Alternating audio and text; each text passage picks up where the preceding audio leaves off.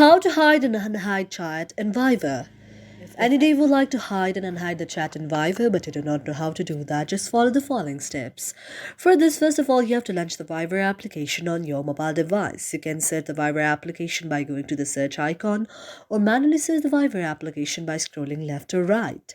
After you find the very Viber application on your mobile device, you have to tap on it. After you tap on it, now you have to go to the message like icon there and you can tap on any of the person that you would like to hide. For example, you can search the very person there that you would like to hide, and after you find the very person, you can tap on that. Now, after you tap on the person, you have to go to the three dots on the top. Now, after you go to the three dots on the top, otherwise, you can just scroll leftwards and then go to the option of hide this chat.